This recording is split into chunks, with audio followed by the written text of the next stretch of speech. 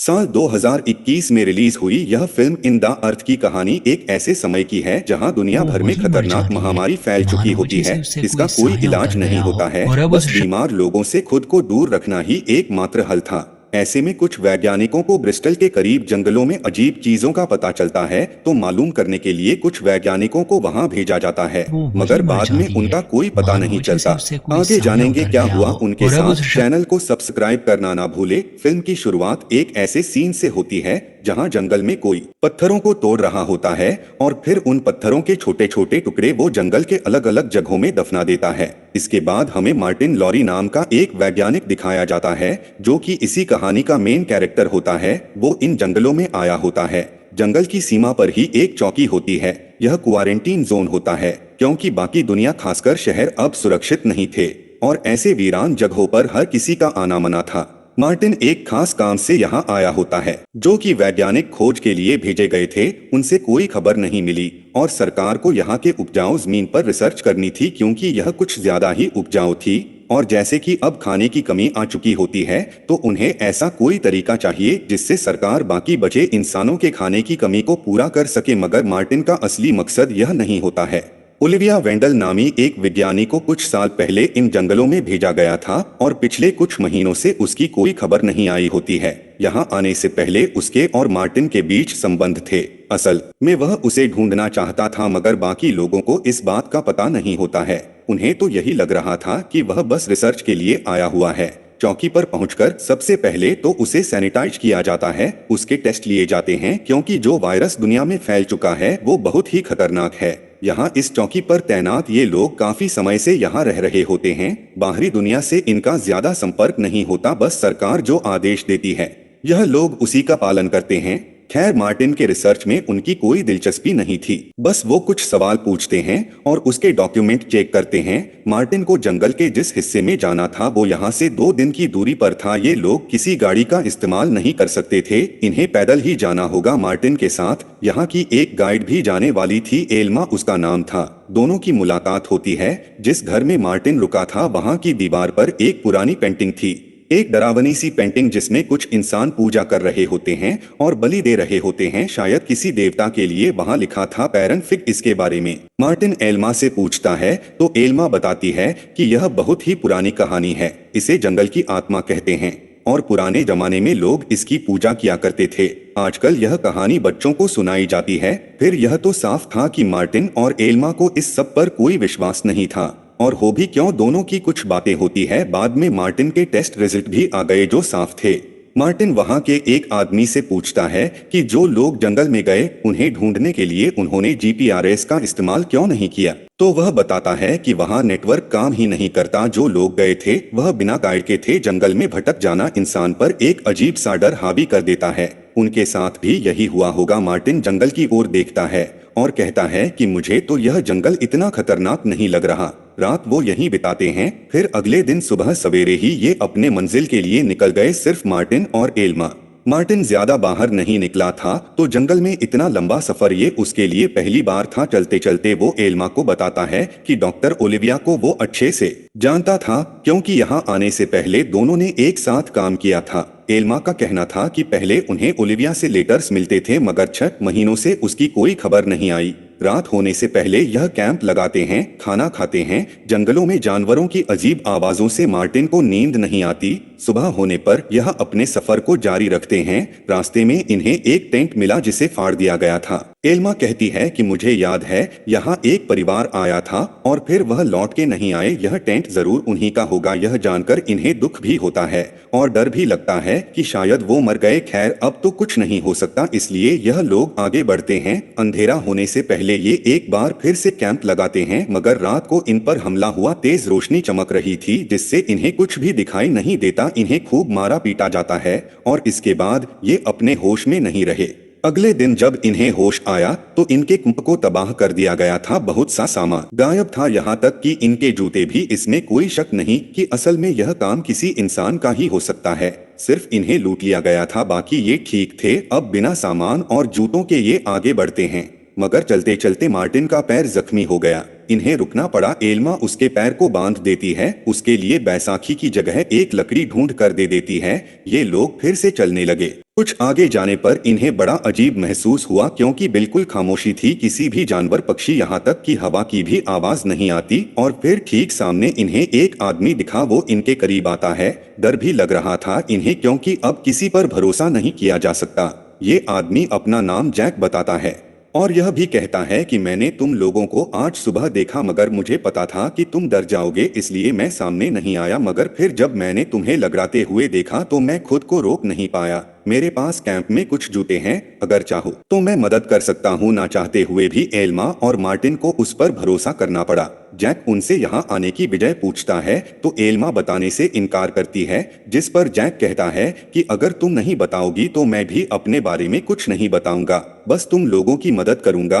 और फिर यहाँ से चले जाना। कैंप पर पहुंचकर एल्मा और मार्टिन देखते हैं कि जैक के पास बहुत सा सामान है। शायद वो यहाँ काफी समय से रह रहा है। उसकी बातों से लग रहा था कि बाकी दुनिया से दूर वो यहाँ काफी खुश है। कैंप में आने के बाद जैक मार्टिन के पैर का जख्म देखता है, जिस पर वो कहता है कि ये जख्म काफी गहरा है, इस पर टांके लगाने होंगे। तो वो जल्दी से सुई धागा लिए मार्टिन के पैर पर टांके लगा देता है। फिर उन्हें जूते देता है, यहाँ तक के खाना और पानी भी। और अंत में वो उन्हें अपनी तरफ से एक शरबत पिलाता है जो बहुत मीठा था। मगर जल्द ही मार्टिन और एल्मा को समझ आया कि इसमें नशा है और जैक तो बस अच्छा होने का नाटक कर रहा था। जैसे ही दोनों बेहोश हुए, जैक दोनों के कपड़े उतार देता है, उन्हें अपने बनाए कपड़े पहना देता है और उनकी कुछ ऐसी तस्वीरें लेता है जैसे वो लोग मर गए हो और यहाँ किसी तरह का शैतानी रस्म चल रहा हो। जब दोनों को होश आया तो जैक ने उन्हें कुर्सी से बांध दिया था। वो जैक से विनती करते हैं कि वो उन्हें जाने दे, मगर जैक, जो काफी अजीब और खतरनाक इंसान था, वो कहता है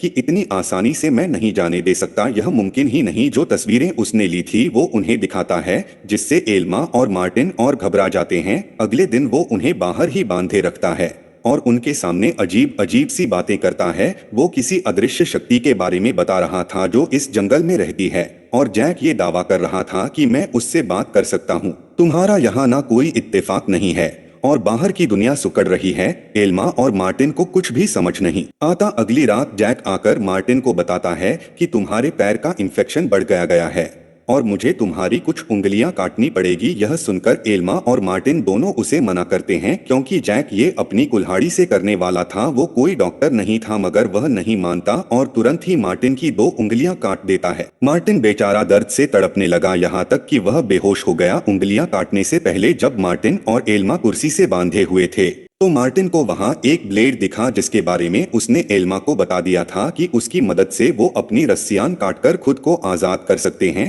मगर फिर जैक आ गया। कुछ घंटे बाद जैक मार्टिन को बाहर ले जाता है, क्योंकि इस बार वो उसकी बलि देने वाला था। वो उसे अजीब से कपड़े पहना देता है, आसपास कुछ चीजें रख देता है। एल्मा टेंट में ही थी। किसी तरह वो उस ब्लेड को हासिल कर लेती है, खुद को आजाद कर देती है। जैक को शक हुआ तो वो अंदर आया, वैसे ही एल्मा उस पर हमला कर देती है और जैक घायल हो जाता है। इसी बीच एल्मा को मौका मिल जाता है, इसलिए वो तुरंत ही मार्टिन की तरफ भागती है, उसे छुड़ाती है। इन लोगों ने पहले ही प्लान बना लिया था कि यह अलग अलग दिशा में भागेंगे, ये ऐसा ही करते हैं। जैक जख्मी हालत में उठता है और एल्मा को पकड़ने की कोशिश करता है। इस बीच मार्टिन को भी यहाँ से दूर भागने का मौका मिल जाता है। जैक एल्मा को तीर से निशाना बना रहा होता है। उसकी जान बचाने के लिए मार्टिन जैक को आवाज देता है कि मैं यहाँ हूँ पागल। जैक एल्मा को छोड़कर उसके पीछे चला गया। अब मार्टिन उससे जंगल में छुपने की कोशिश कर रहा था और जैक हाथ में कुल्हाड़ी लिए उसे मारने की। मार्टिन को वहाँ कुछ लाइट्स नजर आती है और माइक भी, तो वह माइक में मदद के लिए आवाज लगाता है।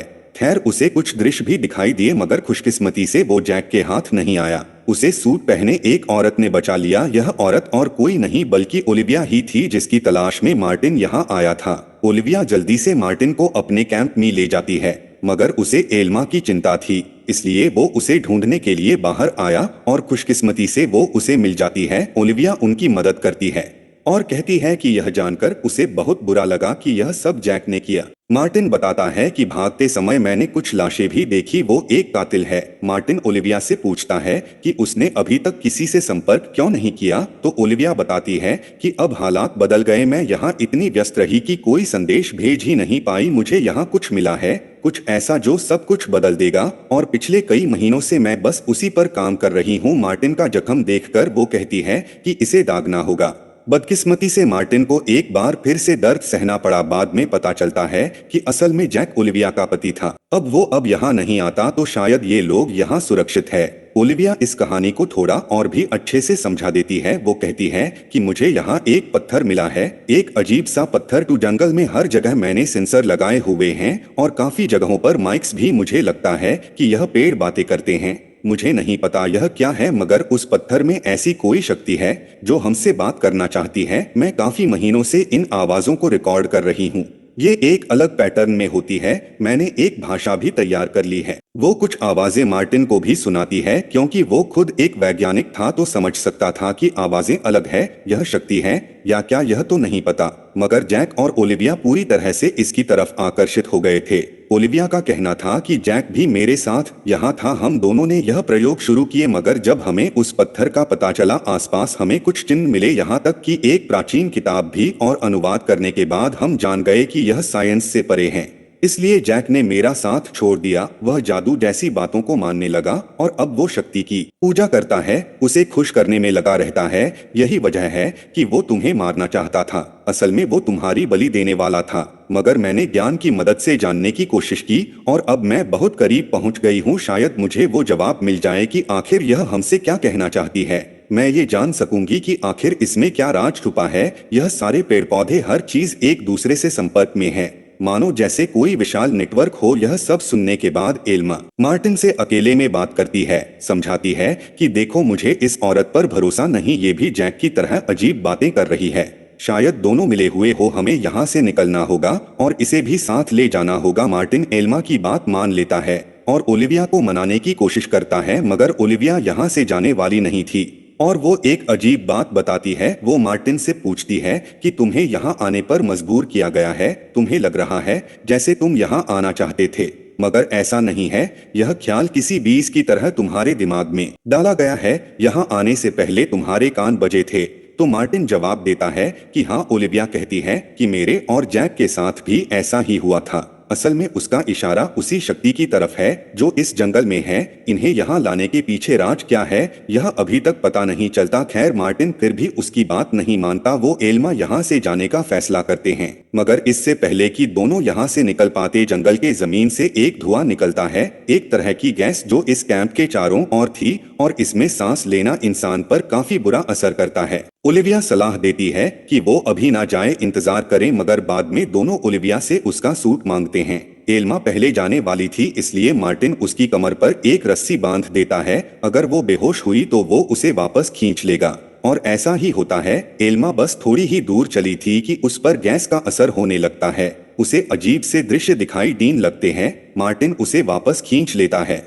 वो बहुत डरी हुई थी और बार बार कह रही थी कि मैंने उसे देखा, वो बहुत विशाल है।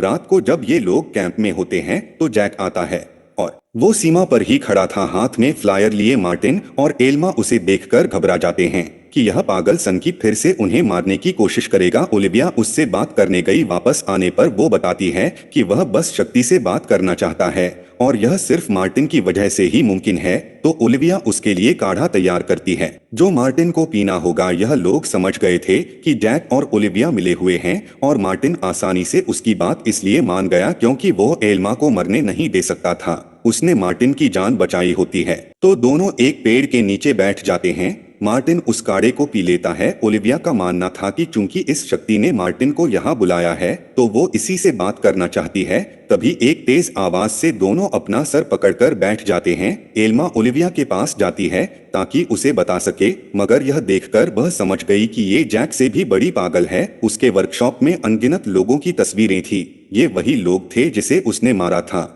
एल्मा उससे लड़ने लगती है, उसे जख्मी करके बाहर आती है। जैक मार्टिन को मारने ही वाला होता है, मगर तब तक एल्मा वाहन पहुंच जाती है। पहले तो वो जैक की आंख फोड़ देती है, और बाद में उसका किस्सा ही खत्म कर देती है। कुछ ही देर में वो जहरीली गैस पूरे जंगल में फैल चुकी होती है और एल्मा उसमें बुरी तरह फंस चुकी होती है। काफी समय तक उसे अजीब और गरीब चीजें दिखाई दे रही होती है और अगली सुबह जब वो उठती है तो वह पूरी तरह से बदल चुकी होती है। उसके ठीक सामने ही ओलिविया खड़ी होती है और वह शुक्रिया कहकर वह वहीं मर जाती है, मानो जैसे उससे कोई साया उतर गया हो और अब उस शक्ति ने एल्मा को अपना शिकार बना लिया था। वो मार्टिन के पास आकर अजीब से लहजे में कहती है कि चलो तुम्हें इस जंगल से बाहर ले जाऊं और यहीं पर इस कहानी का अंत होता है। दोस्तों, आजकल ज्यादातर फिल्में में सीधी साधी नहीं बनाई जाती। ऑडियंस का अटेंशन पाने के लिए कहानी को कुछ ऐसे अंदाज में दिखाया जाता है ताकि दर्शक सोचने पर मजबूर हो जाए। तो यह भी कुछ ऐसा ही था। खैर, अब दुनिया में पहली महामारी शायद इस शक्ति की वजह से थी। जैसे कि उस पुरानी कहानी में से जंगल की आत्मा कहा गया है, तो यह शक्ति नेचर की तरफ इशारा करती है जो कि अब जाग गई है और इंसानों को सबक सिखा रही है, क्योंकि इंसान प्रकृति को नुकसान पहुंचाते हैं, इसमें तो कोई शक नहीं। और लोगों को जंगल में लाने के पीछे यही एक मकसद हो सकता है कि इंसान की एक नई नस्ल उभर कर सामने आए जो कि प्रकृति से प्यार करें, उसका ख्याल रखे। और शायद इसीलिए प्रकृति को किसी सही इंसान की तलाश थी जो एल्मा या फिर मार्टिन हो सकते हैं। उम्मीद करते हैं हमारी वीडियो आपको पसंद आई होगी। चैनल को सब्सक्राइब करना ना भूलें और अपनी राय जरूर दें।